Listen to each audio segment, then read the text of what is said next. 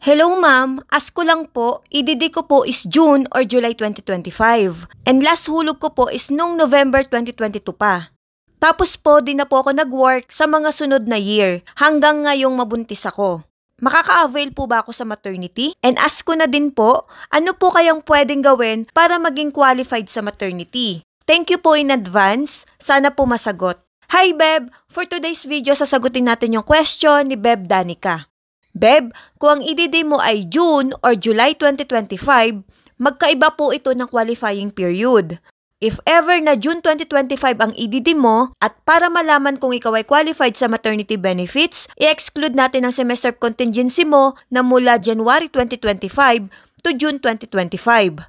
Now, ang magiging qualifying months mo ay mula January 2024 to December 2024. Diyan po magsiselect ng at least 3 to 6 highest monthly salary credits at syempre dapat may hulog ka sa nasabing qualifying period para makompute ang maternity benefits mo. Sa ngayon, hindi na po pwedeng hulugan yung mga late months.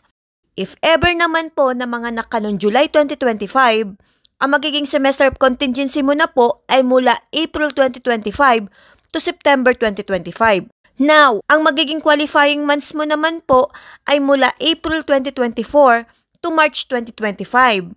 So dito po magsiselect ng at least 3 to 6 highest monthly salary credits at syempre, dapat may hulog ka sa nasabing qualifying period para makompute ang maternity benefits mo.